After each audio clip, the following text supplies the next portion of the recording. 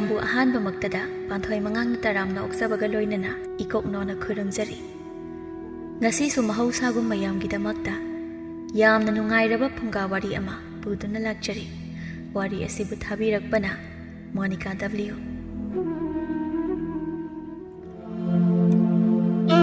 ꯂꯩꯁꯥꯕꯤ ꯑꯔꯤꯕꯤ ꯇꯔꯨꯗꯣ ꯈꯨꯖꯤꯜ ꯐꯦꯡꯗꯨꯅ ꯐꯝꯂꯤ꯫ ꯇꯟꯖꯥ ꯑꯗꯨꯗ ꯃꯥꯒꯤ ꯃꯃꯥ ꯄꯤꯁꯛꯅ ꯏꯁꯣꯟ ꯁꯣꯟꯅ ꯈꯣꯟꯗꯥꯗꯤ ꯑꯣꯟꯊꯣꯛꯅ ꯅꯨꯡꯁꯤꯗꯅ ꯍꯥꯏꯔꯛꯂꯝꯃꯤ꯫ ꯍꯩꯌꯣꯡ ꯍꯅꯨꯕꯤ ꯃꯥꯟꯕꯤ, ꯊꯔꯣꯏ ꯃꯃꯥꯏ ꯃꯥꯟꯕ ꯈꯨꯖꯤꯜꯗꯣ ꯆꯍꯤ ꯆꯨꯞꯄ ꯇꯛꯂꯕꯁꯨ ꯂꯪꯉꯔꯣꯏꯅꯦ꯫ ꯀꯦꯗꯧ ꯃꯇꯝꯗꯅ ꯀꯦꯗ꯭ꯔꯦ, ꯍꯧꯖꯤꯛꯇ ꯍꯟꯅꯨꯔꯀꯥꯟꯗ ꯀꯦꯔꯒ ꯀꯔꯤ ꯀꯥꯟꯅꯗꯣꯏꯅꯣ? ꯏꯃꯥ, ꯅꯪꯒꯤ ꯑꯗꯨꯒꯤ ꯋꯥꯉꯥꯡ ꯁꯉꯥꯡꯗꯣ ꯑꯗꯨꯗꯅꯦ ꯑꯩꯅ ꯑꯗꯨꯝ ꯁꯥꯎꯅꯤꯡꯂꯤꯁꯦ꯫ ꯏꯃꯥꯅ ꯀꯌꯥꯝ ꯐꯖꯔꯗꯅ ꯅꯣꯛꯄꯗ ꯅꯃꯥꯏꯗꯨꯗ ꯍꯌꯤꯡ ꯆꯥꯝꯃ ꯆꯞꯄꯦ꯫ ꯑꯣ, ꯑꯩꯗꯤꯅꯦ ꯍꯌꯤꯡ ꯆꯥꯝꯃ ꯆꯞꯂꯕꯁꯨ 이와 나이바 ꯈꯪꯉꯦ, 이사 이수 ꯂꯩ꯫ ꯅꯪꯗꯤ ꯍꯥ, ꯃꯤꯒꯤ 이mung ꯊꯨꯒꯥꯏꯅꯕ ꯍꯣꯠꯅꯔꯤꯉꯩꯗ 나와 나이ꯕꯁꯨ ꯈꯪꯗꯦ꯫ ꯍꯣ, 나이ꯅꯤꯡꯉꯒ 나이니, 나이ꯅꯤꯡꯗ꯭ꯔꯒ ꯇꯣꯛꯀꯅꯤ, ꯀꯨꯁꯤ꯫ ꯌꯨꯝ ꯄꯥꯟꯕ ꯍꯥꯏꯁꯦ ꯃꯤꯒꯤ ꯃꯌꯨꯝꯗ ꯃꯤꯅꯥꯏ ꯑꯣꯏꯕ ꯆꯠꯇꯧꯔꯤꯕꯅꯤ꯫ ꯑꯩꯗꯤꯅꯦ ꯄꯨꯟꯁꯤ ꯆꯨꯞꯄ ꯔꯥꯖꯀꯨꯃꯥꯔꯤꯗꯧꯅ ꯂꯩꯗꯣꯏꯕ, ꯏꯃꯥꯗꯧꯅ ꯃꯤꯅꯥꯏ ꯑꯣꯏꯕ ꯄꯥꯝꯖꯗꯕꯗꯣ꯫ ꯏꯁ, ꯔꯥꯖꯀꯨꯃꯥꯔꯤ ꯀꯥꯏꯅꯒ ꯆꯠꯂꯣꯅꯦꯍꯦ, ꯃꯤꯅꯥꯏ ꯃꯄꯤ ꯍꯦꯛ ꯃꯥꯜꯂꯗꯅ ꯅꯁꯛꯇꯣ ꯊꯤꯃꯟꯗꯅ ꯅꯨꯄꯥ ꯐꯪꯗꯦꯗꯤ ꯍꯥꯏꯅꯤꯡꯗ꯭ꯔꯒ 나이ninga 나이니, 나이nindraga tokani kaina. 이마, ꯅꯪ ꯆꯠꯄꯁꯨꯅꯦ ꯉꯝꯕꯣꯏ ꯉꯝꯗꯕꯣꯏ ꯑꯩꯅ ꯁꯥꯎꯔꯛꯇꯅꯅꯦ ꯃꯣꯟꯅ ꯅꯝꯃꯒ ꯍꯥꯠꯀꯅꯤꯀꯣ꯫ ꯑꯩꯗꯤꯅꯦ ꯍꯧꯖꯤꯛ ꯐꯥꯎꯕ ꯍꯦꯛ ꯆꯤꯡꯅꯔꯤꯕꯅꯤ ꯅꯄꯥ ꯑꯁꯣꯟꯕꯗꯨꯅ ꯐꯃꯨꯡꯗ ꯑꯩꯅ ꯊꯣꯛꯑꯝꯗꯥꯏꯗ ꯋꯥ ꯉꯥꯡꯂꯒ ꯂꯩꯍꯧꯔꯒ ꯑꯩꯅ ꯆꯪꯂꯛꯄꯗ ꯁꯤꯔꯒ ꯂꯩꯔꯝꯂꯤꯕꯗꯣ ꯅꯪꯅ ꯃꯣꯟꯅ ꯅꯝꯃꯒ ꯍꯥꯠꯂꯤꯕ꯭ꯔꯥ ꯍꯥꯏꯗꯅ ꯆꯤꯡꯅꯔꯤꯕꯅꯤ꯫ ꯏꯃꯥ, ꯑꯗꯨꯒꯤ ꯑꯩꯅ ꯈ꯭ꯋꯥꯏꯗꯒꯤ ꯁꯥꯎꯅꯤꯡꯕ ꯋꯥꯗꯣ ꯏꯃꯥꯅ ꯑꯩꯉꯣꯟꯗ ꯍꯟꯖꯤꯟ ꯍꯟꯖꯤꯟ ꯁꯨꯝ ꯍꯥꯏꯔꯤꯁꯦ ꯀꯩꯒꯤꯅꯣ?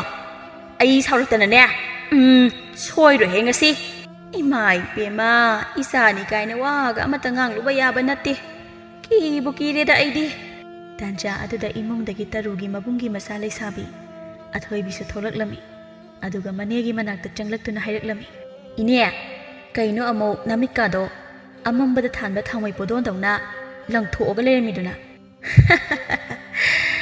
ꯃꯃꯧ ꯅꯨꯄꯤꯁꯤꯒꯤ ꯃꯤꯠꯇꯁꯨ ꯍꯦꯡꯆꯥꯕꯤꯑꯣꯏ ꯀꯩꯑꯣꯏ ꯑꯗꯨꯝ ꯎꯕ ꯃꯥꯜꯂꯤꯅꯦꯍꯦ꯫ ꯍꯦ ꯑꯉꯥꯡ, ꯐꯠ ꯊꯣꯛꯂꯛꯑꯒ ꯈꯪꯗꯤ ꯈꯪꯗꯅ ꯋꯥ ꯌꯥꯝ ꯉꯥꯡꯂꯛꯀꯅꯨꯀꯣ꯫ ꯀꯗꯥꯏꯗ ꯑꯃꯨꯛ ꯆꯠꯇꯧꯔꯦ ꯅꯪꯅ? ꯀꯦꯗꯅꯒ ꯊꯣꯛꯂꯛꯏꯁꯤꯅ? ꯐꯅ ꯀꯦꯔꯁꯨ ꯁꯨꯡꯐꯗꯤ ꯐꯖꯗ꯭ꯔꯦ ꯅꯪ ꯑꯃ, ꯑꯩ ꯍꯦꯛ ꯃꯥꯜꯂꯗꯅ꯫ ꯍꯥꯏꯒꯨꯝꯕꯗꯅ ꯏꯁꯨ ꯅꯨꯄꯤ, ꯅꯪꯁꯨ ꯅꯅꯦꯗꯤ ꯃꯥꯜꯂꯤꯍꯦ꯫ ꯅꯃꯤꯠꯇꯨꯅ ꯌꯧꯅ ꯀꯨꯠꯂꯦ, ꯆꯩꯔꯨꯡꯗꯨꯅ ꯑꯃꯨꯛ ꯇꯞ ꯇꯥꯕ ꯃꯈꯩ ꯇꯣꯡꯉꯦ, ꯅꯃꯥꯏꯗꯨꯅ ꯁꯒꯣꯜ ꯃꯩꯗꯥ ꯍꯦꯛ ꯇꯥꯔꯗꯅ ꯌꯥꯝ ꯐꯖꯔꯦꯍꯦ ꯏꯕꯣꯛꯇꯤ, ꯕꯨꯠ ꯑꯈꯨꯏꯕꯤ ꯍꯦꯛ ꯃꯥꯜꯂꯤ꯫ ꯅꯀꯣꯛꯇ ꯄꯨꯡꯉꯧ ꯍꯦꯛ ꯉꯧꯔꯗꯅ ꯀꯔꯤꯒꯨꯝꯕ ꯑꯩꯅꯒ ꯇꯨꯝꯕ ꯍꯧꯒꯠꯂꯛꯄꯗ ꯁꯤꯔꯝꯃꯕ ꯃꯪꯗ ꯑꯩꯈꯣꯏ ꯏꯕꯣꯛ ꯎꯕꯒꯤꯅꯦ ꯑꯗꯨꯝ ꯈꯪꯉꯣ꯫ ꯉꯥꯏꯈꯣꯁꯦ, ꯅꯪꯕꯨ ꯀꯥꯏ ꯆꯠꯀꯦ ꯍꯥꯏꯅꯣꯕ? ꯑꯣ, ꯗꯥ ꯁꯥꯃꯨꯗꯣ ꯂꯥꯛꯑꯦꯌꯦ, ꯑꯗꯨꯒꯤ ꯉꯥꯛꯇꯪ ꯊꯣꯛꯎꯒꯦ ꯇꯧꯕꯅꯦꯕ꯫ ꯅꯪꯒꯤ ꯅꯨꯄꯥ ꯃꯃꯤꯡꯅ ꯁꯥꯃꯨ, ꯐꯤꯕꯝꯅ ꯏꯔꯣꯏ, ꯀꯣꯛꯅ ꯁꯟꯒꯤ ꯄꯥꯟꯕꯗꯣ꯫ ꯀꯩꯅꯣ ꯏꯅꯦ ꯅꯪꯅ ꯍꯥꯏꯗꯨꯕꯣ? ꯈꯪꯈꯤꯗ꯭ꯔ ꯄꯣꯠꯅꯤ ꯅꯪꯁꯨ꯫ ꯃꯃꯤꯡꯗꯨꯅ ꯁꯥꯃꯨ ꯑꯗꯨꯝ ꯂꯩꯖꯔꯦ, ꯆꯥꯛꯇꯨꯗꯤ ꯂꯥꯏꯇꯪ ꯆꯥꯔꯝꯃꯅꯤ, ꯑꯗꯨꯅ ꯐꯤꯕꯝꯗꯨꯅ ꯏꯔꯣꯏ ꯃꯄꯤ ꯃꯥꯜꯂꯤ, ꯑꯗꯨꯒ ꯌꯥꯝ ꯄꯪꯉꯤꯗꯅ, ꯁꯖꯤꯛ ꯆꯥꯕꯗꯧꯅ꯫ ꯑꯗꯨꯅꯦ ꯑꯩꯅ ꯀꯣꯛꯅ ꯁꯟꯒꯤ ꯍꯥꯏꯗꯣ꯫ ꯏꯁ, ꯍꯣ, ꯑꯩꯅ ꯊꯑꯣꯏꯀꯤꯅꯦ ꯑꯄꯪꯕꯗꯣ ꯊꯤꯔꯤꯕ, ꯍꯌꯦꯡꯋꯥꯏ ꯑꯩꯅ ꯉꯝꯅꯕ ꯍꯥꯏꯗꯅ꯫ ꯑꯩꯅ ꯉꯝꯕ ꯅꯨꯄꯥ ꯐꯪꯗ꯭ꯔꯗꯤꯅꯦ ꯌꯨꯝꯒ ꯑꯃꯠꯇ ꯄꯥꯜꯂꯣꯏ꯫ ꯍꯔꯦ ꯍꯔꯦ, ꯃꯁꯤꯃꯁꯨ ꯃꯅꯦꯁꯤ ꯂꯧꯏꯅꯦ, ꯃꯃꯥ ꯂꯧꯕ ꯀꯩꯗꯧꯕ ꯖꯥꯠꯅꯣꯕ? ꯌꯥꯔꯣꯏꯅꯦ ꯂꯧꯃꯦꯕ, ꯏ ꯃꯥꯟꯅꯕ ꯍꯤꯡꯆꯥꯕꯤꯒꯤ ꯏ ꯆꯦꯟꯕꯤ ꯉꯥꯛꯇꯅꯤꯅꯦ꯫ ꯑꯊꯣꯏꯕꯤꯁꯨ ꯊꯣꯛꯂꯛꯂꯤ꯫ ꯁꯥꯃꯨꯁꯨ ꯑꯊꯣꯏꯕꯤꯕꯨ ꯉꯥꯏꯗꯨꯅ ꯂꯩꯔꯝꯃꯤ꯫ ꯁꯥꯃꯨ ꯑꯊꯣꯏꯕꯤ ꯎꯕꯗ ꯅꯣꯛꯐꯦꯠ ꯇꯧꯗꯨꯅ ꯍꯥꯏꯔꯛꯂꯝꯃꯤ꯫ ꯑꯊꯣꯏꯕꯤ, ꯅꯪꯁꯦ ꯉꯁꯤꯗꯤ ꯌꯥꯝ ꯐꯖꯩꯕꯣ, ꯃꯨꯈ꯭ꯔꯕ ꯀꯨꯆꯨꯗꯨꯗ ꯐꯅꯦꯛ ꯑꯁꯪꯕꯒ ꯁꯦꯠꯂꯒ ꯊꯣꯛꯂꯛꯄꯗꯣ, ꯑꯁ ꯈꯨꯐꯖ ꯑꯃ꯫ ꯀꯔꯤ, ꯅꯪ ꯍꯧꯖꯤꯛꯀꯤꯗꯣ ꯑꯃꯨꯛꯀ ꯍꯥꯏꯔꯛꯎꯅꯦ? ꯃꯨꯈ꯭ꯔꯕ ꯀꯨꯆꯨꯒꯗꯤ ꯀꯩꯅꯣ ꯍꯥ? ꯅꯪꯅ ꯀꯌꯥꯝ ꯉꯧꯔꯗꯅ? ꯑꯩ ꯉꯧꯏ ꯍꯥꯏꯕ ꯅꯠꯇꯦꯗ, ꯅꯪ ꯃꯨꯏ ꯍꯥꯏꯕꯅꯦ꯫ ꯅꯪꯁꯤꯅ ꯋꯥ ꯑꯃꯠꯇ ꯍꯥꯏꯕ ꯌꯥꯗꯦꯕ, ꯍꯦꯛꯇ ꯁꯥꯎꯅꯤ꯫ ꯌꯥꯔꯦ, ꯑꯗꯣ ꯑꯩꯅ ꯅꯪꯉꯣꯟꯗ ꯊꯕꯛ ꯁꯨꯕ ꯆꯠꯂꯣ, ꯁꯦꯜ ꯇꯥꯜꯂꯣ ꯍꯥꯏꯕꯗꯣ ꯅꯪ ꯆꯠꯄ ꯍꯧꯔꯕꯣ? ꯍꯧꯔꯦ꯫ ꯅꯍꯥꯟ ꯅꯪꯅ ꯍꯥꯏꯔꯛꯄ ꯅꯨꯃꯤꯠꯀꯤ ꯅꯣꯡꯉꯥꯟꯕꯗꯣ ꯑꯗꯨꯗꯒꯤ ꯑꯗꯨꯝ ꯍꯧꯔꯦꯗ꯫ ꯁꯤꯒꯤ ꯍꯥꯏꯕ ꯈꯨꯏꯟꯁꯤꯗꯅꯦꯕ ꯑꯩꯅ ꯅꯪꯁꯦ ꯄꯪꯇꯠ ꯇꯧꯔꯁꯨ ꯊꯥꯗꯣꯛꯄ ꯍꯨꯟꯗꯣꯛꯑꯝꯕ ꯁꯨꯡꯉꯝ ꯉꯝꯗ꯭ꯔꯤꯁꯦ꯫ ꯑꯊꯣꯏꯕꯤ, ꯅꯪ ꯑꯩꯕꯨ ꯍꯨꯟꯗꯣꯛꯑꯝꯃꯒ ꯆꯠꯈꯤꯕ ꯌꯥꯎꯔꯦꯀꯣ꯫ ꯅꯪꯅ ꯑꯩ ꯊꯥꯗꯣꯛꯑꯝꯃꯗꯤ ꯑꯩ ꯏꯇꯣꯝꯇ ꯁꯤꯖꯈꯤꯒꯗꯕꯅꯤ꯫ ꯑꯁ ꯇꯥꯅꯤꯡꯗꯦꯍꯦ, ꯑꯁꯤꯕꯨ ꯋꯥꯅꯤꯅ ꯑꯣ ꯏꯕꯨꯡꯉꯣ ꯑꯩꯒꯤ ꯊꯤꯈ꯭ꯔꯕ ꯁꯛꯁꯤꯗ ꯅꯪ ꯅꯠꯇꯕ ꯅꯨꯄꯥ ꯀꯅꯥꯅ ꯑꯩꯕꯨ ꯄꯥꯝꯕꯤꯗꯣꯏꯅꯣ ꯅꯪ ꯈꯛꯇꯅꯤ ꯑꯩꯒꯤꯁꯨ ꯑꯗꯨꯅꯦꯕ ꯑꯗꯣ ꯑꯊꯣꯏꯕꯤ ꯑꯩꯒꯤ ꯃꯤꯠꯇꯗꯤ ꯅꯪꯁꯦ ꯌꯥꯝ ꯐꯖꯩ ꯅꯪꯉꯣꯟꯗꯒꯤ ꯍꯦꯟꯕ ꯀꯅꯥꯁꯨ ꯂꯩꯇꯦ ꯍꯤꯡꯆꯥꯕꯤ ꯈꯔ ꯃꯥꯟꯖꯔꯁꯨ ꯑꯩꯁꯦ ꯑꯩꯈꯣꯏ ꯏꯕꯣ ꯍꯅꯨꯕꯤꯗꯨꯒ ꯈꯠꯅꯔꯛꯄꯒꯤꯅꯦ ꯏ ꯁꯥꯒꯠꯂꯒ ꯊꯣꯛꯂꯛꯏꯕꯅꯤꯀꯣ ꯅꯪ ꯑꯃꯨꯛ ꯑꯩꯉꯣꯟꯗ ꯌꯥꯝꯅ ꯍꯧꯔꯛꯀꯅꯨꯀꯣ ꯍꯣꯏ ꯑꯗꯣ ꯅꯪꯅ ꯊꯕꯛ ꯆꯠꯄꯒꯤ ꯁꯦꯜꯗꯣ ꯑꯩꯉꯣꯟꯗ ꯄꯤꯁꯜꯂꯛꯑꯣ ꯍꯥꯏꯕꯗꯣ ꯅꯪ ꯀꯥꯎꯗꯅ ꯅꯈꯣꯏ ꯅꯃꯥꯗ ꯑꯃꯨꯛ ꯄꯤ ꯂꯩꯔꯝꯅꯤꯀꯣ ꯀꯥꯎꯔꯣꯏꯍꯦ ꯁꯨꯀꯥꯎ ꯀꯥꯎꯔꯣꯏ ꯉꯁꯤꯁꯨꯅꯦ ꯅꯈꯣꯏ ꯏꯅꯦꯅ ꯉꯥ ꯆꯥꯅꯤꯡꯉꯦ ꯍꯥꯏꯕꯗꯨꯗꯅꯦ ꯑꯩꯈꯣꯏ ꯏꯃꯥꯗꯒꯤ ꯇꯨꯃꯤꯟꯅ ꯁꯦꯜꯁꯤ ꯍꯨꯔꯥꯜꯂꯒ ꯄꯨꯔꯛꯏꯅꯤ ꯇꯨ ꯑꯁ ꯅꯨꯡꯁꯤꯈ꯭ꯔꯦꯗꯀꯣ ꯑꯩꯒꯤ ꯅꯨꯄꯥꯁꯦ ꯍꯌꯦꯡ ꯋꯥꯏ ꯍꯅꯨ ꯐꯥꯎꯕ ꯑꯗꯨꯃꯥꯏꯅ ꯑꯗꯨꯝ ꯃꯔꯝ ꯃꯣꯛꯎꯀꯣ ꯃꯣꯛꯇꯣꯏꯅꯤ ꯑꯩꯅ ꯅꯪ ꯂꯧꯗꯣꯏꯁꯦ ꯅꯪꯅ ꯍꯩꯕ ꯃꯈꯩ ꯑꯗꯨꯝ ꯏꯜꯂꯒꯦꯅ ꯈꯟꯕꯒꯤ ꯂꯧꯗꯣꯏꯅꯤ ꯑꯗꯨꯗꯤ ꯍꯌꯦꯡ ꯑꯩꯈꯣꯏ ꯑꯅꯤ ꯂꯨꯍꯣꯡꯂ ꯃꯇꯨꯡꯗꯁꯨ ꯆꯥꯛꯁꯨ ꯅꯪꯅ ꯊꯣꯡꯒꯗꯕ ꯏꯃꯨꯡꯒꯤ ꯊꯕꯛ ꯄꯨꯝꯕ ꯅꯪꯅ ꯂꯣꯏꯅ ꯁꯨꯒꯗꯕ ꯑꯗꯨꯒ ꯁꯦꯜ ꯇꯥꯟꯕꯁꯨ ꯆꯠꯀꯗꯕ ꯀꯣ ꯍꯣꯏ ꯑꯩꯅ ꯂꯣꯏꯅ ꯇꯧꯗꯣꯏꯅꯤ ꯑꯩꯅ ꯉꯝꯗ꯭ꯔꯒꯅ ꯑꯩꯈꯣꯏ ꯏꯃꯥꯗ ꯀꯣꯛ ꯇꯧꯍꯜꯂꯒ ꯂꯣꯏꯔꯦ ꯀꯩꯅꯣ ꯑꯗꯨꯒꯤꯕꯨ ꯅꯪ ꯅꯣꯡ ꯄꯥꯈꯠꯂꯤꯔꯣ ꯄꯥꯈꯠꯄꯤꯗꯦꯗ ꯅꯨꯄꯥ ꯑꯐꯕ ꯑꯃ ꯐꯪꯂꯒꯕꯨ ꯀꯃꯥꯏꯅ ꯄꯥꯈꯠꯇꯣꯏꯅꯣ ꯑꯁꯨꯝꯅ ꯊꯥ ꯈꯔꯒꯤ ꯃꯇꯨꯡ ꯑꯊꯣꯏꯕꯤꯁꯨ ꯁꯥꯃꯨꯗ ꯆꯦꯟꯈꯤꯔꯝꯃꯤ ꯑꯊꯣꯏꯕꯤꯒꯤ ꯌꯨꯝꯗꯅꯤ ꯑꯊꯣꯏꯕꯤꯒꯤ ꯃꯃꯥ ꯂꯇꯥꯗꯤ ꯌꯥꯝꯅ ꯃꯀꯣꯛ ꯁꯥꯅ ꯐꯝꯂꯤ ꯄꯤꯁꯛꯅ ꯃꯃꯧꯗ ꯌꯦꯡꯂꯗꯨꯅ ꯍꯥꯏꯔꯛꯂꯝꯃꯤ ꯏꯁꯨ ꯅꯨꯄꯤꯗꯣ ꯆꯦꯟꯈꯤꯕꯒꯤ ꯃꯍꯨꯠꯇ ꯏꯆꯥ ꯅꯨꯄꯤ ꯃꯌꯨꯝ ꯄꯥꯟꯕ ꯈꯪꯗꯕꯤꯁꯦ ꯑꯣꯏꯅ ꯆꯦꯜꯂꯝꯂꯕꯗꯤ ꯐꯒꯗꯕꯅꯤꯅꯦ ꯏꯃꯥ ꯇꯔꯨ ꯇꯥꯔꯒ ꯑꯃꯨꯛ ꯈꯟꯅꯔꯛꯅꯕ ꯋꯥꯗꯣ ꯉꯥꯡꯕꯤꯔꯛꯑꯅꯨ ꯑꯩ ꯀꯣꯛꯁꯤ ꯌꯥꯝ ꯁꯥꯔꯤꯕꯅꯦ ꯅꯈꯣꯏ ꯑꯅꯤ ꯈꯠꯅꯕꯒ ꯑꯃꯠꯇ ꯇꯥꯅꯤꯡꯗꯦꯀꯣ ꯑꯩ ꯍꯣꯏ ꯋꯥꯒ ꯑꯃꯠꯇ ꯉꯥꯡꯖꯔꯔꯣꯏ ꯃꯇꯝꯁꯤ ꯌꯥꯝ ꯂꯨꯔꯦ ꯋꯥꯒ ꯑꯃꯠꯇ ꯉꯥꯡꯕ ꯌꯥꯗ꯭ꯔꯦ ꯃꯌꯨꯝ ꯄꯥꯟꯒꯗꯕ ꯃꯤꯅ ꯄꯥꯅꯤ ꯈꯪꯗ꯭ꯔꯦ ꯄꯥꯟꯗ꯭ꯔꯁꯨ ꯌꯥꯔꯤꯕ ꯃꯥꯅ ꯆꯦꯟꯈꯤꯗꯅꯒ ꯍꯩꯃꯧ ꯏꯃꯥ ꯋꯥ ꯑꯃ ꯍꯥꯏꯒꯦꯗꯅ ꯀꯩ ꯋꯥꯅꯣ ꯏꯃꯥ ꯏꯁꯨ ꯅꯨꯄꯤꯅ ꯃꯌꯨꯝ ꯄꯥꯟꯈꯤꯕꯗ ꯃꯅꯦ ꯑꯁꯦ ꯑꯎꯟꯄꯣꯠ ꯑꯣꯏꯅ ꯍꯥꯞꯈ꯭ꯔꯁꯤꯔꯣ ꯃꯥꯒ ꯃꯤꯍꯨꯜꯁꯨ ꯑꯗꯨꯝ ꯆꯥꯟꯅꯖꯕꯅꯤ ꯌꯥꯅꯤꯅ ꯌꯥꯔꯣꯏꯗꯔꯅꯦ ꯏꯃꯥꯒ ꯇꯔꯨꯒ ꯄꯨꯟꯅ ꯍꯦꯛ ꯍꯥꯞꯄꯤꯔꯒꯦ ꯑꯗꯨꯒ ꯃꯤꯍꯨꯜ ꯆꯥꯟꯅꯕ ꯅꯈꯣꯏꯒꯩ ꯃꯥꯟꯅꯔꯒ ꯃꯤꯒꯤ ꯏꯃꯨꯡꯗꯣ ꯀꯣꯛꯊꯣꯡꯅꯔꯒ ꯍꯦꯛ ꯄꯨꯔꯣ ꯍꯦꯔꯥ ꯀꯔꯤ ꯋꯥꯉꯥꯡꯅꯣꯗ ꯑꯇꯩꯗ ꯉꯥꯡꯕꯅ ꯉꯥꯡꯕꯅꯤ ꯑꯩꯒꯗꯤ ꯑꯃꯨꯛ ꯄꯛꯂꯛꯀꯅꯨꯗ ꯃꯆꯥꯅꯨꯄꯤ ꯃꯥꯅ ꯐꯥꯎꯕ ꯌꯣꯛꯄ ꯉꯝꯗ꯭ꯔꯕꯁꯤꯕꯨ ꯃꯤꯒꯤ ꯃꯌꯨꯝ ꯄꯥꯟꯕꯗ ꯍꯥꯞꯀꯤ ꯀꯔꯤ ꯋꯥꯈꯜꯅꯣ ꯈꯪꯗꯦꯅꯦ ꯌꯦꯅꯈꯥꯗ ꯇꯔꯨꯁꯨ ꯋꯥꯈꯜ ꯑꯃ ꯈꯟꯗꯅ ꯐꯝꯂꯤ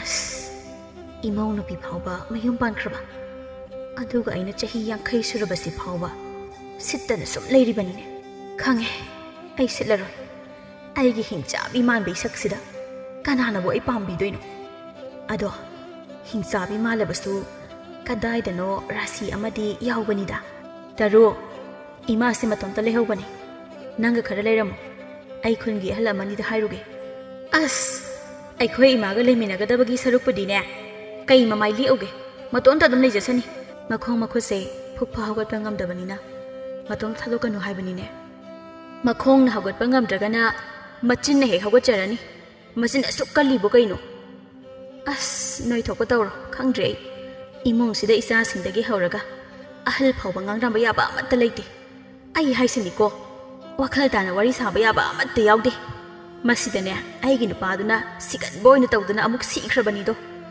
ꯊꯥ 2ꯒꯤ ꯃꯇꯨꯡ ꯑꯊꯣꯏꯕꯤ ꯑꯃꯗꯤ ꯁꯥꯃꯨ ꯃꯈꯣꯏ ꯑꯅꯤꯁꯨ ꯂꯨꯍꯣꯡꯂꯝꯃꯤ ꯂꯨꯍꯣꯡꯕ ꯊꯥ ꯐꯥꯕ ꯆꯪꯅꯕ ꯍꯦꯛ ꯌꯥꯕꯒ ꯑꯊꯣꯏꯕꯤꯒꯤ ꯃꯅꯦ ꯇꯔꯨꯗꯣ ꯅꯨꯃꯤꯠ ꯈꯨꯗꯤꯡꯒꯤ ꯁꯥꯃꯨ ꯍꯣꯏꯗ ꯂꯥꯛꯂꯝꯃꯤ ꯅꯣꯡꯃꯁꯨ ꯃꯥꯅ ꯂꯥꯛꯄꯗ ꯑꯊꯣꯏꯕꯤꯗꯨ ꯐꯤ ꯁꯨꯗꯨꯅ ꯂꯩꯔꯝꯃꯤ ꯑꯦ ꯀꯔꯤꯅꯣ ꯑꯩꯒꯤ ꯏꯃꯧ ꯅꯨꯄꯤꯁꯤꯅ ꯐꯤꯒ ꯁꯨꯗꯅ ꯑꯃꯨꯛ ꯂꯩꯔꯝꯂꯤꯕꯁꯤꯅ ꯈꯪꯅꯤꯗꯅ ꯉꯁꯤꯗꯤ ꯑꯊꯣꯏꯕꯤ ꯀꯩꯅꯣ ꯅꯪꯅ ꯇꯧꯔꯤꯕꯗꯨꯗꯤ ꯏꯅꯦ ꯅꯪ ꯂꯥꯛꯏꯔꯣ ꯆꯪꯉꯛꯑꯣ ꯑꯩ ꯐꯤ ꯁꯨꯔꯤꯅꯤ ꯌꯨꯝꯗꯅ ꯆꯥꯕꯒ ꯇꯨꯝꯕꯒ ꯀꯦꯕꯒꯗ ꯇꯧꯔꯒ ꯂꯩꯖꯕ ꯏꯃꯧꯅ ꯀꯔꯤꯒꯤꯅꯣꯕ ꯐꯤꯒ ꯁꯨꯗꯅ ꯑꯁ ꯊꯥ 1-2ꯁꯤꯗ ꯂꯁꯤꯡ ꯃꯥꯟꯕ ꯅꯈꯨꯠꯀꯁꯦ ꯆꯩꯔꯣꯡꯕꯨ ꯑꯣꯜꯂꯝꯃꯦꯅꯦ ꯈꯪꯗꯦꯗ ꯏꯅꯦ ꯑꯩꯗꯤ ꯌꯥꯝ ꯍꯩꯅꯗꯦ ꯍꯥꯏꯁꯤꯅꯦ ꯆꯥꯛ ꯊꯣꯡꯉꯣ ꯑꯃꯨꯛ ꯍꯥꯏꯅꯤ ꯐꯤꯁꯨ ꯑꯃꯨꯛ ꯍꯥꯏꯅꯤ ꯏꯁꯤꯡ ꯁꯣꯛꯑꯣ ꯑꯃꯨꯛ ꯍꯥꯏꯅꯤ ꯑꯩ ꯁꯤꯗꯧꯔꯦꯕ ꯃꯗꯨ ꯄꯨꯝꯕꯗꯣ ꯅꯪꯅ ꯄꯪꯕꯗꯒꯤ ꯇꯧꯔꯤꯕ ꯅꯠꯇ꯭ꯔꯣ ꯍꯩ ꯌꯥꯗ꯭ꯔꯗꯤ ꯅꯥꯁꯤꯟꯅꯧꯅꯦ ꯑꯄꯪꯕꯤ ꯅꯪꯕꯣ ꯍꯣꯏ ꯏꯅꯦ ꯍꯌꯦꯡ ꯃꯈꯩꯗꯤ ꯑꯗꯨꯝ ꯅꯥꯁꯤꯟꯅꯔꯒꯦ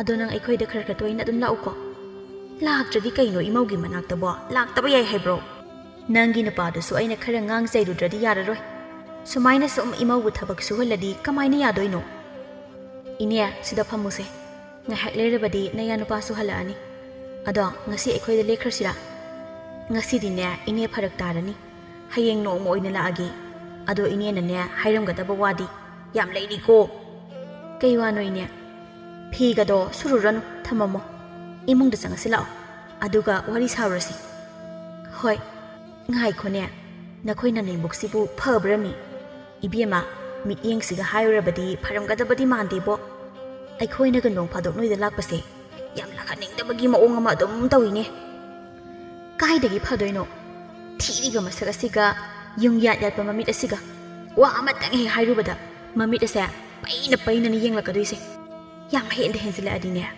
ine da hairo ine tawge ma gumbana igi imauda panghen henjen ba yabrane mane taru ai leiringai dabo aduga ni ine mana haini ne napamda toina chatpa yade napam gi mi su toina lakhan gano napam ga yamna nakna base afaba na te kainaga masan pi sidi namit he khudingi la amgani ne phare ne mana adumaina ga hairabadi aina namit khudingi la patari dana mana kaidobo ngamge haibado yengeba somdasu samugi masanapi ama mayum pan khibadu laktuna leiri mama masana inkhol-dagi taru lakpadu urami makhoi anisu taru ubada wari sari thombina ima asidala isibu akhoi ina mohoigi mani tu natro kaino aina hek lakpa khudingi maso dum la isina amu sanana o mani bema namit khudingi adum laktana leirabani mawana khangdabi se kari tabu laklibano khangde masak ase yekningdabana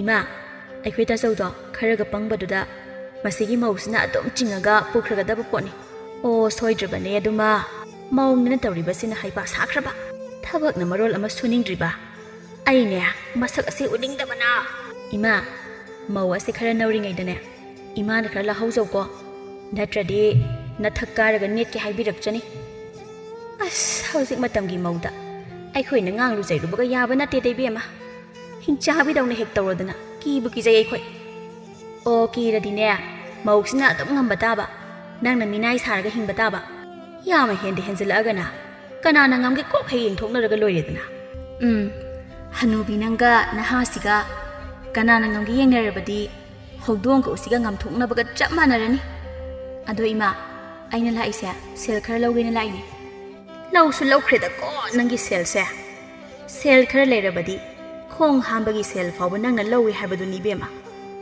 lawdrati kaino nasanapagi loina ohelage haribro mathangi ayukni mane na hairambagi matong ina athoibido ngasidi tumba hawalakhidre mamau nupina adum tumduna leiraba aduda amusana su yamna thauning lami natti hauji phawba sibu tumduna leiba matam la haibanida hai samuwa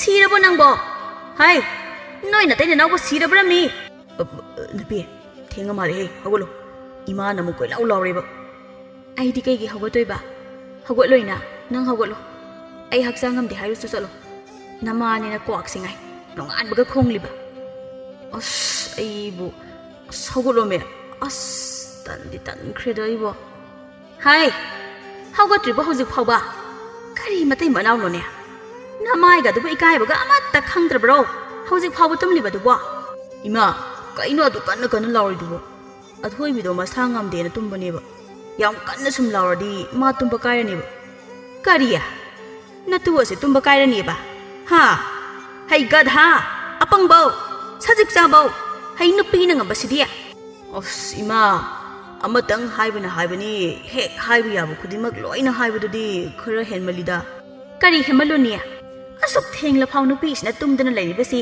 kaino di haidradana matu tumba kaini kaina ima nahal khemana loina tawri natro ma sumine waba khangini kaino ibungo nungsi khreda ko nangse asuk koina nama aina nangbu pizadana pithaktana yolaklibasidi nong mata ima waramani haide ne ha aduga ngarang talakpa mausina thabak mayamsi waramani kainaga ima thaina pabasu nangi misangda dum changi dudi aikhoi ni khanabadasu pabana imagi misang changlaga aigi yada leitum namji leidudi aduna isu aigi nupigi misang changbani kaino hai taningre natu sinare hairabani na thabak satpa nangnaba sakado thonglu su satlu os imaji thongbu yadabro ꯑꯩ ꯊꯕꯛ ꯁꯨꯕ ꯆꯠꯇꯣꯏꯅꯤ ꯅꯪ ꯆꯠꯀꯦꯔ ꯆꯠꯂꯣꯏꯔ ꯑꯩ ꯈꯪꯗꯦ ꯑꯩꯅ ꯊꯣꯡꯉꯝꯃꯣ ꯍꯥꯏꯔꯕꯗꯤ ꯀꯣꯛ ꯊꯣꯡꯂꯝꯃꯣ ꯑꯩꯗꯤ ꯄꯦꯜꯂꯦ ꯑꯩꯈꯣꯏ ꯏꯃꯥꯅ ꯃꯔꯣꯜ ꯑꯃ ꯑꯩꯒꯤ ꯅꯨꯄꯤꯅ ꯃꯔꯣꯜ ꯑꯃ ꯅꯥꯁꯨ ꯅꯥꯗꯅ ꯃꯁꯤꯅ ꯅꯥꯁꯤꯟꯅ ꯂꯩꯔꯒ ꯑꯩꯅ ꯑꯃꯨꯛ ꯆꯥꯛꯁꯦ ꯊꯣꯡꯗꯣꯏꯅꯦꯕ ꯅꯨꯄꯥ ꯀꯩ ꯑꯃꯨꯛ ꯍꯥꯏꯔꯛꯏꯅꯣ ꯅꯈꯣꯏ ꯅꯃꯥꯁꯤꯅ ꯑꯩꯕꯨ ꯊꯕꯛ ꯆꯠꯇ꯭ꯔꯤꯉꯩꯗ ꯆꯥꯛ ꯊꯣꯡꯉꯝꯃꯣ ꯍꯥꯏꯅꯦ ꯅꯨꯄꯤ ꯅꯪ ꯑꯝꯇ ꯍꯧꯒꯠꯂꯒ ꯊꯣꯡꯉꯨꯔꯣꯕ ꯑꯩꯁꯦ ꯌꯥꯝ ꯇꯜꯂꯦꯕ ꯉꯝꯃꯔꯣꯏ ꯑꯩ ꯅꯥꯁꯤꯟꯅꯩꯁꯦ ꯅꯃꯤꯠꯇꯨ ꯎꯗ꯭ꯔꯣ ꯅꯪ ꯅꯈꯣꯏ ꯅꯃꯥꯗꯨꯗ ꯆꯥꯛ ꯆꯔꯥ ꯑꯃ ꯐꯥꯎꯕ ꯊꯣꯡꯍꯜꯂꯒ ꯆꯥꯕ ꯉꯝꯗ꯭ꯔꯗꯤ ꯇꯣꯛꯑ ꯆꯥꯔꯨꯔꯅꯨ ꯑꯗꯨꯗꯤ ꯑꯩ ꯈꯪ ꯅꯠꯇ꯭ꯔꯣ ꯍꯣꯔꯦꯟ ꯋꯥꯗꯣꯏꯁꯦ ꯊꯕꯛ ꯁꯨꯕꯨ ꯀꯃꯥꯏꯅ ꯆꯥꯛ ꯆꯥꯗꯅ ꯆꯠꯇꯣꯏꯅꯣ ꯑꯗꯨ ꯋꯥꯅꯤ ꯈꯜꯂꯗꯤ ꯅꯃꯥꯁꯦ ꯅꯝꯗꯅ ꯊꯣꯡꯍꯟꯕ ꯌꯥꯗ꯭ꯔꯣ ꯌꯥꯔꯛꯇꯦ ꯉꯥꯡꯉꯛꯑꯦ ꯍꯥꯏꯔꯗꯅ ꯅꯪ ꯅꯨꯄꯥ ꯅꯠꯇ꯭ꯔꯣ ꯅꯃꯥ ꯍꯅꯨꯕꯤ ꯑꯁꯤꯅ ꯅꯪꯉꯣꯟꯗꯒꯤ ꯉꯝꯕ꯭ꯔꯣ ꯍꯥ ꯑꯁꯨꯛ ꯅꯨꯄꯥ ꯊꯣꯛꯇꯕꯁꯤꯕꯨ ꯀꯩ ꯅꯨꯄꯥꯅꯣ ꯈꯪꯗꯦꯕ ꯍꯞꯇꯥ ꯑꯃꯒꯤ ꯃꯇꯨꯡ ꯑꯊꯣꯏꯕꯤꯒꯤ ꯃꯅꯦ ꯇꯔꯨꯗꯨ ꯃꯈꯣꯏꯗ ꯂꯩꯔꯅꯤ ꯍꯥꯏꯗꯨꯅ ꯂꯥꯛꯂꯝꯃꯤ ꯇꯔꯨ ꯃꯃꯧ ꯑꯃꯗꯤ ꯃꯌꯥꯕꯨ ꯀꯧꯁꯤꯟꯗꯨꯅ ꯐꯠꯇꯕ ꯀꯌꯥ ꯇꯥꯛꯂꯤ ꯄꯪꯒꯅꯨꯅꯦ ꯅꯣꯏꯕꯣ ꯍꯧꯖꯤꯛꯇꯒꯤ ꯍꯧꯅ ꯇꯣꯉꯥꯟ ꯆꯥꯍꯧꯔꯒ ꯅꯈꯣꯏꯒꯤ ꯅꯔꯜ ꯅꯊꯨꯝ ꯃꯌꯥꯝ ꯑꯃ ꯇꯥꯟꯁꯤꯟꯒꯗꯧꯕ ꯃꯇꯝꯅꯤꯅꯦꯍꯦ ꯃꯁꯤꯗ ꯀꯥꯟꯅꯗ꯭ꯔꯕ ꯅꯃꯥ ꯑꯁꯤ ꯊꯥꯛꯇꯨꯅ ꯂꯩꯕ ꯃꯇꯝ ꯅꯠꯇꯦꯅꯦ ꯏꯅꯦ ꯑꯗꯨꯗ ꯑꯩꯈꯣꯏ ꯃꯥꯁꯦ ꯃꯇꯣꯝꯇ ꯑꯃꯨꯛ ꯊꯣꯡꯉꯒ ꯆꯥꯕꯗꯣ ꯅꯨꯡꯉꯥꯏꯔꯣꯏꯗ꯭ꯔꯅ ꯑꯩꯅ ꯁꯨꯝ ꯌꯥꯔꯦ ꯇꯥꯅꯤꯡꯗꯦ ꯅꯪ ꯅꯃꯥ ꯌꯥꯝ ꯅꯨꯡꯁꯤꯕ꯭ꯔꯣ ꯍꯥ ꯌꯥꯝ ꯅꯨꯡꯁꯤꯕ꯭ꯔꯕ ꯑꯩꯉꯣꯟꯗꯒꯤ ꯅꯃꯥꯁꯤꯅ ꯍꯦꯜꯂꯕ꯭ꯔꯕ ꯑꯗꯨꯕꯨꯗꯤ ꯍꯦꯟꯗꯦꯕ ꯑꯩꯅ ꯑꯗꯨꯝ ꯍꯥꯏꯗꯨꯗꯤ ꯅꯪꯅ ꯈ꯭ꯋꯥꯏꯗꯒꯤ ꯍꯦꯟꯅ ꯅꯨꯡꯁꯤ ꯍꯥꯏꯗꯅ ꯑꯗꯨ ꯑꯣꯏꯔꯕꯗꯤ ꯋꯥ ꯃꯈꯥ ꯌꯥꯝ ꯇꯥꯔꯛꯀꯅꯨ ꯏꯅꯦꯅ ꯍꯥꯏꯁꯦ ꯀꯣꯛ ꯌꯥꯔꯣ ꯏꯅꯦꯅꯕꯨ ꯑꯩꯈꯣꯏ ꯑꯅꯤꯒꯤ ꯐꯠꯇꯅꯕ ꯑꯃꯨꯛ ꯍꯥꯏꯈꯤꯗ꯭ꯔꯣ ꯑꯩꯈꯣꯏꯒꯤ ꯐꯅꯕ ꯉꯥꯛꯇꯅꯦ ꯏꯅꯦꯅ ꯍꯥꯏꯔꯤꯁꯦ ꯑꯩꯁꯨ ꯈꯪꯉꯤꯕ ꯑꯗꯨꯗ ꯁꯨꯝ ꯌꯥꯒꯗ꯭ꯔꯅ ꯍꯪꯕꯒꯤ ꯋꯥꯅꯤ ꯅꯪ ꯁꯤꯃ ꯍꯥꯟꯅ ꯍꯦꯛꯇ ꯉꯥꯡꯗꯨꯗꯤ ꯇꯧꯔ ꯂꯩꯅꯦꯕ ꯅꯪꯅ ꯍꯦꯛ ꯈꯣꯝꯗꯣꯔꯛꯄꯁꯦ ꯉꯥꯡꯅꯕ ꯉꯥꯛꯇ ꯑꯣꯏꯕ ꯑꯗꯨꯅꯅꯤ ꯈꯪꯂꯕ꯭ꯔꯥ ꯑꯣ ꯌꯥꯔꯦꯁꯦ ꯑꯅꯤꯃꯛ ꯁꯥꯃꯨ ꯏꯅꯦ ꯋꯥ ꯍꯥꯏꯒꯦ ꯑꯩꯒꯤ ꯏꯃꯧ ꯅꯨꯄꯤꯁꯦ ꯌꯨꯝꯗ ꯌꯥꯝ ꯅꯨꯡꯉꯥꯏꯅ ꯃꯈꯨꯠꯇ ꯍꯥꯝꯗꯨꯅ ꯆꯥꯔꯛꯂꯤꯕꯅꯤ ꯅꯈꯣꯏꯗ ꯂꯩꯔꯕ ꯀꯥꯟꯗ ꯏꯃꯧꯕꯨ ꯋꯥꯍꯟꯕ ꯌꯥꯔꯣꯏ ꯈꯪꯉꯕ ꯑꯩꯅ ꯍꯥꯏꯁꯦ ꯑꯧ ꯈꯪꯉꯤꯅꯦ ꯐꯔꯦ ꯑꯗꯨꯗꯤꯅꯦ ꯅꯪꯁꯨ ꯍꯧꯖꯤꯛ ꯊꯣꯛꯂꯒ ꯅꯈꯣꯏ ꯅꯃꯥꯗ ꯉꯁꯤ ꯅꯨꯃꯤꯗꯥꯡꯗꯒꯤ ꯇꯣꯉꯥꯟ ꯆꯥꯔꯒꯦ ꯍꯥꯏꯅ ꯍꯥꯏꯔꯨꯒꯗꯕ ꯀꯣ ꯏꯅꯦ ꯉꯁꯤꯃꯛꯇꯤ ꯈꯤꯇꯪ ꯊꯨꯃꯟꯗ꯭ꯔꯣ ꯈꯪꯈ꯭ꯔꯦ ꯃꯆꯤꯟꯁꯦ ꯀꯔꯤ ꯅꯨꯄꯥꯅꯣ ꯈꯪꯗꯦꯕ ꯏꯅꯦꯅ ꯍꯥꯏꯔꯤꯁꯦ ꯍꯣꯏ ꯍꯣꯏꯅ ꯀꯣꯛ ꯌꯥꯗꯦꯕ ꯏꯅꯦꯒꯤ ꯏꯕꯦꯝꯃ ꯇꯞꯅ ꯏꯪꯅ ꯂꯣꯟꯅ ꯉꯥꯡꯅꯕ ꯌꯥꯕꯁꯤꯗ ꯅꯪꯁꯤꯅ ꯁꯧ ꯁꯧ ꯑꯣꯟꯊꯣꯛꯅ ꯍꯩꯅꯈꯤꯗ꯭ꯔꯦꯗ ꯑꯩꯗꯤ ꯑꯩꯁꯨ ꯍꯩꯅꯗꯦ ꯏꯅꯦ ꯁꯨꯃꯥꯏꯅ ꯑꯗꯨꯝ ꯇꯧꯔ ꯂꯩꯔꯕꯅꯦ ꯁꯥꯃꯨ ꯏꯅꯦ ꯋꯥ ꯍꯥꯏꯒꯦ ꯑꯐꯕ ꯊꯕꯛ ꯍꯥꯏꯕꯁꯦ ꯊꯤꯟꯊꯗꯨꯅ ꯂꯩꯕꯒꯤ ꯀꯥꯟꯅꯕ ꯀꯔꯤꯁꯨ ꯂꯩꯇꯕꯅꯤꯅꯦ ꯑꯗꯨꯅꯅꯦ ꯉꯁꯤꯃꯛ ꯍꯧꯖꯤꯛꯃꯛ ꯍꯦꯛꯇ ꯍꯥꯏꯒꯗꯕꯅꯤ ꯑꯗꯨꯗ ꯏꯃꯥꯅ ꯑꯃꯨꯛ ꯇꯣ ꯃꯁꯤꯒꯤ ꯑꯄꯪꯕꯗꯧꯅ ꯃꯃꯥ ꯌꯥꯝ ꯀꯤꯕꯁꯤꯗꯅꯤ ꯑꯩꯅ ꯄ꯭ꯔꯥꯁꯦ ꯄ꯭ꯔꯣꯛ ꯄ꯭ꯔꯣꯛ ꯄ꯭ꯔꯣꯛ ꯆꯥꯛꯂꯤꯕꯁꯦ ꯁꯤꯒꯤ ꯅꯨꯄꯥꯁꯦ ꯁꯤ ꯍꯥꯏꯗꯨꯅ ꯑꯊꯣꯏꯕꯤꯅ ꯁꯥꯃꯨꯒꯤ ꯃꯀꯣꯛꯇ ꯀꯛꯁꯤꯅ ꯍꯛꯂꯝꯃꯤ ꯑꯌꯣ ꯅꯥꯌꯦ ꯀꯩꯅꯣ ꯅꯨꯄꯤ ꯑꯗꯨꯃꯥꯏꯅ ꯋꯥ ꯑꯃ ꯍꯥꯏꯅꯕꯗ ꯅꯈꯨꯠ ꯍꯦꯛꯇ ꯌꯥꯎꯔꯛꯄꯤꯗ ꯇꯧꯅꯣ ꯍꯥꯏꯕꯅꯦ ꯍꯦꯛ ꯅꯨꯡꯁꯤꯔꯛꯇꯕ ꯃꯁꯛ ꯑꯁꯦ ꯅꯨꯡꯁꯤꯗꯦ ꯀꯥꯏꯅ ꯊꯥꯏꯅꯗꯤ ꯅꯨꯡꯁꯤ ꯁꯨꯛꯊꯥ ꯊꯥꯗꯣꯛꯏ ꯀꯥꯏꯅ ꯑꯗꯨꯝ ꯍꯥꯏꯗꯨꯕꯨ ꯌꯥꯔꯦ ꯀꯩꯗꯧꯔꯒꯦ ꯅꯈꯣꯏ ꯑꯅꯤꯕꯣ ꯁꯥꯃꯨ ꯊꯣꯛꯑꯣ ꯅꯪꯁꯨ ꯏꯅꯦꯅ ꯍꯥꯏꯌꯨ ꯍꯥꯏꯔꯤꯕꯗꯣ ꯍꯥꯏꯔꯨꯔ ꯆꯠꯂꯣ ꯁꯥꯃꯨ ꯑꯗꯨ ꯇꯟꯅ ꯇꯟꯅ ꯃꯃꯥꯒꯤ ꯃꯅꯥꯛꯇ ꯃꯅꯤꯡꯂꯣꯝꯗ ꯂꯥꯛꯇꯨꯅ ꯂꯦꯞꯇꯨꯅ ꯂꯩ ꯀꯩꯗꯧꯔꯦ ꯁꯥꯃꯨ ꯅꯪꯅ ꯁ꯭ꯋꯥꯏꯁꯤꯗ ꯑꯃꯨꯛ ꯍꯨꯏ ꯑꯅꯥꯕꯗꯧꯅ ꯂꯦꯞꯇꯨꯅ ꯂꯩꯔꯤꯕꯗꯨꯅ ꯌꯦꯡꯅꯤꯡꯗꯦꯀꯣ ꯁ꯭ꯋꯥꯏꯗꯒ ꯂꯦꯞꯄꯛꯀꯅꯨ ꯏꯃꯥ ꯅꯪꯁꯦ ꯅꯣꯡꯃꯇ ꯅꯆꯥ ꯑꯩꯉꯣꯟꯗ ꯅꯨꯡꯁꯤꯕ ꯋꯥ ꯑꯃꯠꯇ ꯍꯦꯛ ꯍꯥꯏꯗꯦ ꯍꯥꯏꯅꯕ ꯊꯕꯛꯇꯤ ꯑꯃꯠꯇ ꯇꯧꯗꯅ ꯍꯧꯖꯤꯛꯁꯨ ꯋꯥ ꯑꯃ ꯍꯥꯏꯕ ꯂꯥꯛꯄꯗꯤ ꯑꯣꯏꯔꯝꯒꯅꯤꯅꯦ ꯑꯗꯣ ꯃꯗꯨꯒꯤ ꯋꯥꯗꯨꯅ ꯑꯐ ꯅꯨꯡꯉꯥꯏꯗꯤ ꯑꯃꯠꯇ ꯑꯣꯏꯔꯝꯃꯔꯣꯏꯅꯦ ꯏꯃꯥ ꯑꯩꯒꯤ ꯅꯨꯄꯤꯒ ꯑꯩꯒ ꯉꯁꯤꯗꯒꯤ ꯇꯣꯉꯥꯟꯅ ꯆꯥꯔꯒꯦ ꯍꯥꯏꯒꯦꯅ ꯂꯥꯛꯏꯅꯦ ꯀꯔꯤ ꯇꯣꯉꯥꯟ ꯆꯥꯔꯒꯦ ꯍꯥꯏꯕ ꯍꯣꯏ ꯏꯃꯥ ꯑꯩꯒꯤ ꯅꯨꯄꯤꯁꯦ ꯐꯔꯁꯨ ꯐꯠꯇ꯭ꯔꯁꯨ ꯃꯄꯥꯝꯗ ꯌꯥꯝ ꯅꯨꯡꯉꯥꯏꯅ ꯂꯩꯖꯔꯛꯏꯅꯦ ꯑꯗꯨꯒ ꯌꯨꯝꯁꯤꯗ ꯂꯥꯛꯄꯗꯒꯤ ꯏꯃꯥꯒꯤ ꯁꯦꯕꯥ ꯇꯧꯕꯗ ꯃꯥ ꯁꯣꯏꯗꯅ ꯁꯤꯕ ꯇꯥꯔꯦꯕ ꯑꯗꯨꯅ ꯑꯩꯈꯣꯏ ꯇꯣꯉꯥꯟ ꯆꯥꯔꯒꯦ ꯏꯃꯥ ꯍꯩꯆꯤꯟ ꯊꯤꯕ ꯅꯪꯒꯤ ꯅꯨꯄꯤꯅ ꯑꯩꯒꯤ ꯀꯔꯤ ꯁꯦꯕꯥ ꯇꯧꯏ ꯍꯥ ꯃꯥꯒꯤꯗꯨꯝ ꯑꯩꯅ ꯇꯧꯕ ꯅꯠꯇ꯭ꯔꯣ ꯏꯁ ꯑꯣꯟꯊꯣꯛꯅꯁꯨ ꯃꯆꯤꯟꯁꯦ ꯑꯣꯏꯗꯕ ꯉꯥꯡꯈ꯭ꯔꯦꯗꯀꯣ ꯏꯃꯥ ꯇꯞꯅ ꯉꯥꯡꯉꯣꯕ ꯑꯩꯒꯤ ꯅꯨꯄꯤ ꯇꯥꯔꯗꯤ ꯑꯃꯨꯛ ꯁꯥꯎꯔꯅꯤꯕ ꯍꯩ ꯊꯤꯕꯣꯡꯖꯥꯎ ꯅꯊꯤꯕꯣꯡ ꯆꯥꯕ ꯈꯛꯅꯦ ꯅꯪꯅ ꯀꯜꯂꯤꯕꯁꯦ ꯑꯇꯩꯗꯤ ꯀꯔꯤꯃꯠꯇ ꯈꯪꯕ ꯅꯠꯇꯦꯅꯦ ꯍꯥ ꯅꯇꯨ ꯑꯁꯤ ꯌꯥꯝꯅ ꯋꯥꯍꯟꯅꯤꯡꯗ꯭ꯔꯒꯅ ꯅꯇꯨ ꯃꯌꯨꯝꯗ ꯆꯠꯂꯒ ꯂꯩꯒꯦꯁꯨ ꯂꯩꯈꯣꯗꯅ ꯑꯣ ꯍꯣꯏ ꯏꯃꯥ ꯑꯗꯨꯁꯨ ꯑꯩ ꯌꯥꯒꯗ꯭ꯔꯅ ꯃꯥꯒ ꯏꯅꯦꯒꯗ ꯑꯃꯨꯛꯇ ꯍꯪꯖꯈꯤꯒꯦ ꯏꯁ ꯏꯅꯦ ꯀꯥꯏꯅ ꯃꯌꯨꯝ ꯄꯥꯟꯕ ꯈꯪꯗꯕꯤꯁꯤꯅ ꯑꯩꯒꯤ ꯌꯨꯝ ꯑꯁꯤꯗ ꯂꯥꯛꯇꯨꯅ ꯂꯩꯔꯒ ꯑꯍꯩ ꯑꯄꯥ ꯁꯥꯗꯅ ꯇꯥꯛꯄꯤꯔꯛꯄꯒꯤ ꯅꯠꯇ꯭ꯔꯣ ꯅꯪꯅ ꯁꯤꯗ ꯊꯣꯛꯂꯛꯑꯒ ꯑꯩꯉꯣꯟꯗ ꯋꯥ ꯉꯥꯡꯂꯤꯕꯁꯦ ꯍꯥ ꯏꯃꯥ ꯏꯅꯦꯅ ꯇꯥꯛꯂꯤꯕꯗꯣ ꯑꯩꯈꯣꯏꯒꯤ ꯐꯅꯕ ꯉꯥꯛꯇꯅꯤ ꯑꯊꯣꯏꯕꯤ ꯑꯩꯈꯣꯏ ꯑꯅꯤꯒꯤ ꯐꯠꯇꯅꯕ ꯃꯥꯅ ꯀꯔꯤꯃꯠꯇꯁꯨ ꯍꯥꯏꯗꯦꯅ ꯍꯩ ꯁꯥꯃꯨ ꯅꯪ ꯌꯥꯝ ꯊꯨꯅ ꯆꯪꯈ꯭ꯔꯣ ꯆꯠꯂꯣ ꯆꯠꯂꯣ ꯑꯩꯅ ꯁꯥꯎꯔꯛꯇꯅꯅꯦ ꯊꯥꯡꯁꯤꯅ ꯂꯪꯉꯛꯑꯗꯤ ꯅꯪ ꯀꯌꯥ ꯅꯥꯇꯩ ꯆꯥꯔꯣꯏꯍꯦ ꯅꯪ Kaino imana na nga saidagi aigi nupa apangba ngangiba mayamdo. Nahal makai pangang ngangba na ngangbani. Haujikti ne magi nupi ai leirabanina ngangbaga amata yararoi. Hai, nangi nupa si isani ne. Aina wana poglakliba khanglabra. Ngangninge ngangani. Aina hatokningasu hatokpa ngami bema. Taridana nupa aina haidra. Nakoina mase masa ningwal khak nungsibani. Nangbudi nungsidabani haidana aina haidro. Ima nangi adugi pukchel dudani. Aina inena haibada adum yaraga leiribase. Mama ama oiraga machabu chap manana nungsiba ngamdaba. Kariya nani yunggai bise. Masi hek yumsida changlakpa hawbadagine. Imungse mathak makha onba hawrabani hawraba. Kariya aigi ine changlakpadagi yum mathak makha wale kaidadi hairakanu.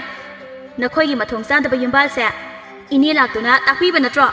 Haisen thebi nangi ana pamdo. Adugumba yumbal jugot chadana leba nattene. Aikhoigi imungsidiya. Aigi ipamna karida jugot chadadana imana dumaini hekta palaga ngangba yabra. Palle nang kaithoga habano. Jugot chadadana natro. Nane mawa naiba khangdabisina. Yum asida laktuna lebada karimata haijibado. Nong masu samuda makhoigi khangi pukri azobadagi ising sokduna karaklami. Amusana sumangolda phamduna le. Daru sa sangoi dhari adda phamduna hainau melaga jari. Amusana di daru bu ubada pangsauda sauning bahabada oirami. Samua thamo isingdo. Ine irudo hojik lujadawrabani. Maram mokhraba iyani. Mane aigi iru lujanaba isinga khonbidana nungsikre. Konthoknasu nungsiroidawida. Aibo aigi isa nupa ase hatokhrasira khangdeda. Asuk saunina khangdo sarukpadi. Adugani samua namidangdi nga achauba ama thongduna chasi. Kaithel thoktuna khwaidagi chawba nga ama leirusoko. Hoi ne ai leiruge. Ine na janingi habanina ai soidana chaluge. Adunidana maramokpa iya haisidia. Ho sumkhre. Pungsom hek sumkhre. Haisu haikreda ko. Mawa naini khangdaba makai. Migi imung thugaigani do haiduna laklibani ne. Aikhoigi imung thugaigadabagi sarupudi ne. Nawa adu thirabadi phagadaba. Haha. Kalakpa mi marang yam kairedana swaisidia. Mathamoi kaba mi yaraba mali. Kandamse bang namaehe. Mawa naiba khangdaba mi se. Sumain loina tongnabro. Ikaibase khangsu khangkhidre. Migi mayumsidabu laktuna laisinba ngamine. Inama karino nang nanganglibado. Aina nakhoida leiribasibu leiningduna leiba natine. Nasa nupaduna leibidaba yate kaiduna haizabadagi leiriba. Chinthibi namawasna mayum panbda ikaiba khangdadana inarakpa nangbo. Aigi isana kaubani kainaga haizariba. Ha yo. No ponoksaningine. Nayumda susanaramoy. Aduna migi mayumsida laktuna. Migi imung thugaibiribanine. Hai hanubiya nang nasamda phoidatluraha. Aingondaga hanjil ikaiba khangde haizaba saradana. Nang amaga phoiro laungne. Nupana pambidabi nawa naiba khangdabi sagol maida tabiya. He adudi yengnaba taredana. Hai athoibi mapanda tholau law. Sida tholau law. Daru amadi athoibi makhoi ani changduna amusanabu masam phoidatuna phurami. Samu sumama aduda adumna tawribado karisu haiba ngamdana adumak yengduna leirami. Asumna numit khara haukhre. Nongmadi amusanagi sakhungi kaidagi daruna phau kaiduna leirami. Hai kanano phau huralibado. Kanano ne he. Migi sakhumda leiba kaidagi phau khairibadubu kanano. Kaino inama phau hurali kaidi kaino baha.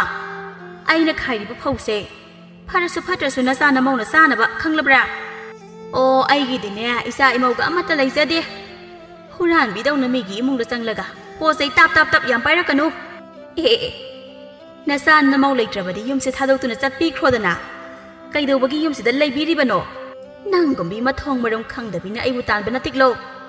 Yumse aigine. Ipurebina thambiramba. Mafam asida aina leiningba leibada. Kananaso aibu tanba matik nate. Haujiktine yumse aigi imau nupigi. Mapurebagi yum.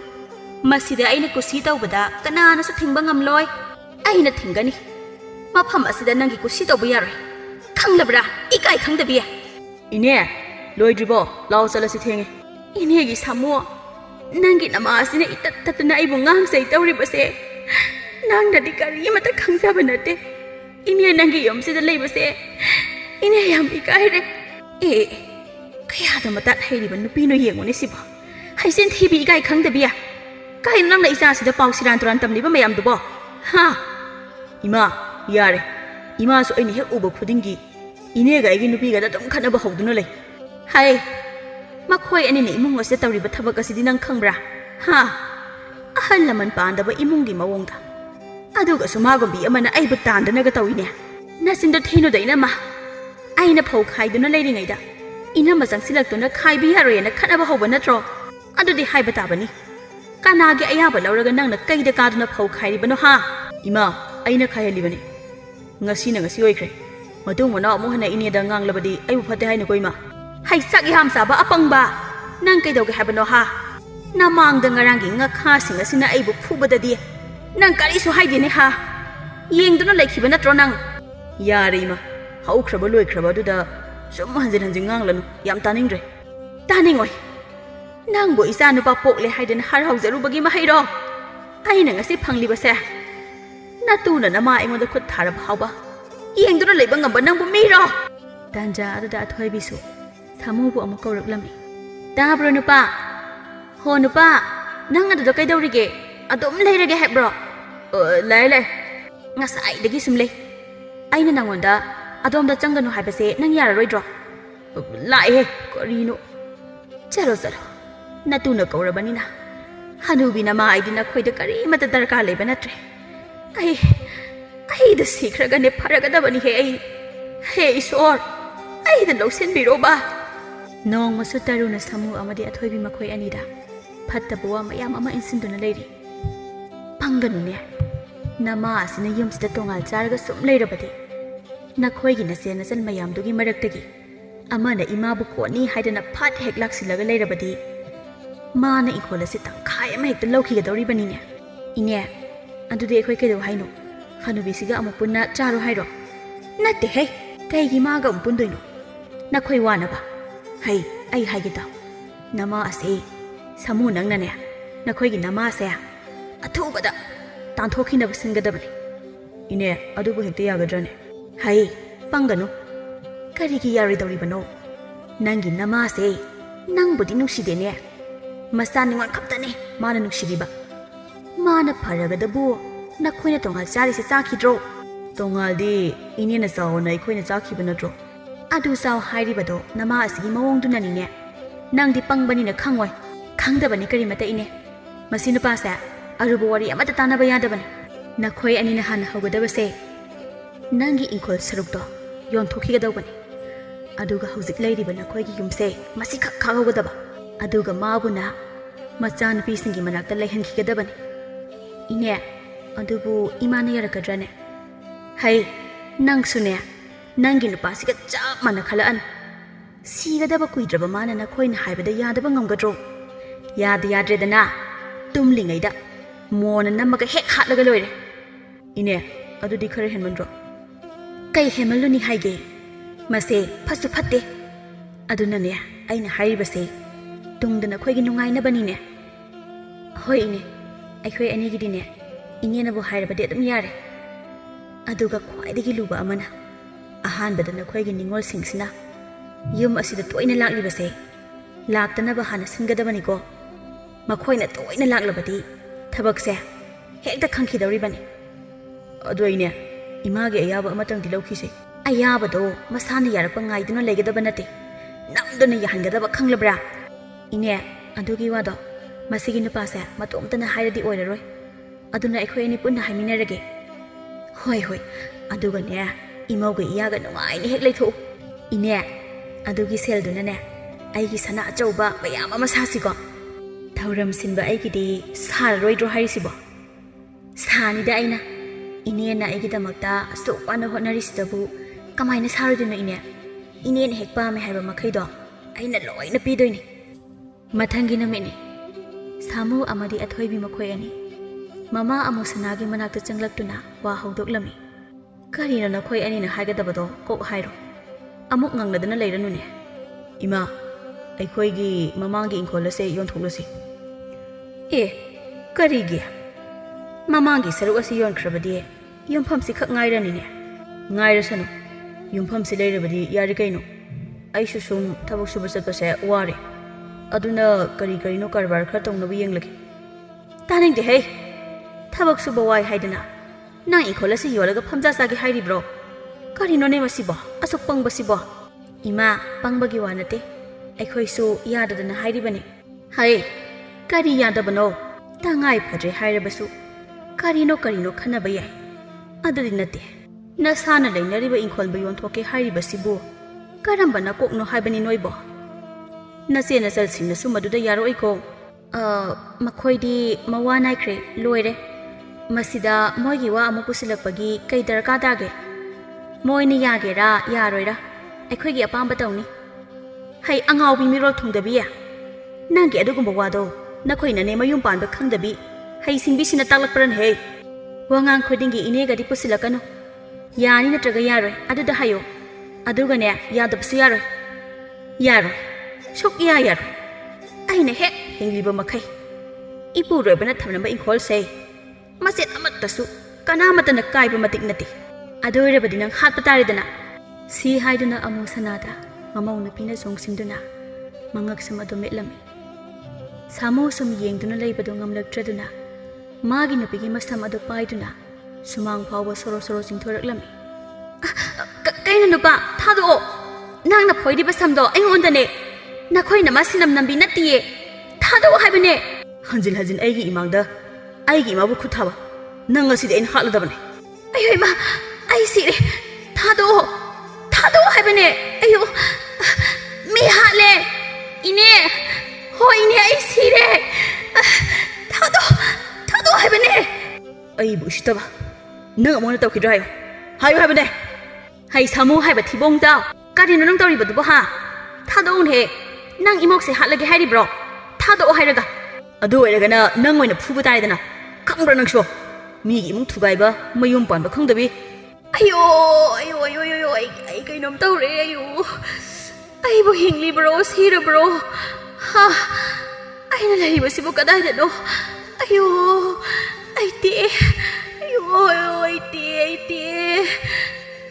ꯁꯥꯃꯨꯅ ꯊꯤꯅ ꯐꯨꯕꯗꯒꯤ ꯇꯔꯨ ꯑꯃꯗꯤ ꯑꯊꯣꯏꯕꯤ ꯃꯈꯣꯏ ꯑꯅꯤ ꯃꯄꯥꯝꯗ ꯆꯠꯈꯤꯔꯝꯃꯤ ꯊꯥ ꯑꯅꯤꯔꯣꯝ ꯍꯥꯏꯔꯛꯂꯦ ꯁꯥꯃꯨꯒꯤ ꯃꯃꯥ ꯑꯃꯨꯁꯅꯥꯅ ꯃꯃꯧꯕꯨ ꯀꯧꯔꯨꯒꯦ ꯍꯥꯏꯔꯕꯁꯨ ꯁꯥꯃꯨꯅ ꯌꯥꯔꯝꯗꯦ ꯁꯣꯝꯗ ꯑꯊꯣꯏꯕꯤꯗꯣ ꯃꯥꯒꯤ ꯃꯕꯨꯡꯒꯤ ꯅꯨꯄꯤ ꯃꯧꯁꯤꯡꯗꯨꯒ ꯂꯩꯃꯤꯟꯅꯕꯗ ꯂꯩꯕ ꯌꯥꯝꯅ ꯅꯨꯡꯉꯥꯏꯔꯝꯗꯦ ꯃꯍꯥꯛꯅ ꯇꯧꯖꯔꯨꯕ ꯑꯗꯨꯒꯤ ꯅꯤꯡꯉꯝꯗꯕꯅ ꯑꯗꯨꯃꯛ ꯀꯞꯇꯨꯅ ꯈꯪꯂꯝꯃꯤ ꯅꯣꯡꯃꯁꯨ ꯑꯊꯣꯏꯕꯤ ꯃꯥꯒꯤ ꯃꯃꯥꯒꯤ ꯃꯅꯥꯛꯇ ꯆꯪꯂꯛꯇꯨꯅ ꯍꯥꯏꯔꯛꯂꯝꯃꯤ ꯏꯃꯥ ꯑꯩꯕꯨ ꯗꯥ ꯁꯥꯃꯨꯒꯤ ꯌꯨꯝꯗ ꯑꯃꯨꯛꯇ ꯊꯤꯟꯕꯤꯌꯨꯕ ꯑꯩꯅ ꯂꯥꯜꯂꯨꯕ ꯑꯩꯅ ꯁꯣꯏꯔꯨꯕꯁꯤꯡ ꯑꯗꯣ ꯉꯥꯛꯄꯤꯌꯨ ꯍꯥꯏꯅ ꯏꯃꯥ ꯃꯈꯣꯏ ꯑꯅꯤꯒꯤ ꯈꯣꯡ ꯀꯣꯟꯗꯨꯅ ꯑꯃꯨꯛꯇꯗꯤ ꯍꯥꯏꯖꯒꯦ ꯃꯗꯨꯒꯤ ꯋꯥꯗꯨꯃꯗꯤ ꯑꯩꯉꯣꯟꯗ ꯍꯥꯏꯔꯛꯑꯅꯨ ꯏꯃꯥ ꯅꯪꯕꯨ ꯄꯨꯗꯨꯅ ꯁꯥꯃꯨ ꯑꯃꯗꯤ ꯏꯅꯝꯃ ꯑꯗꯨꯒꯤ ꯃꯃꯥꯡꯗ ꯂꯦꯞꯂꯨꯕ ꯉꯝꯂꯣꯏ ꯏꯃꯥ ꯅꯆꯥ ꯂꯥꯜꯂꯦ ꯑꯩꯕꯨ ꯌꯨꯝꯗꯨꯗ ꯑꯃꯨꯛꯇꯗꯤ ꯊꯤꯟꯕꯤꯌꯨꯕ ꯑꯩ ꯃꯐꯝ ꯑꯁꯤꯗ ꯃꯈꯥ ꯇꯥꯅ ꯂꯩꯕ ꯄꯥꯝꯗ꯭ꯔꯦ ꯏꯃꯥꯒꯤ ꯏꯕꯦꯝꯃ ꯏꯃꯥ ꯋꯥ ꯍꯥꯏꯒꯦ ꯅꯨꯄꯤ ꯑꯣꯏꯕꯤ ꯑꯩꯈꯣꯏꯗꯤꯅꯦ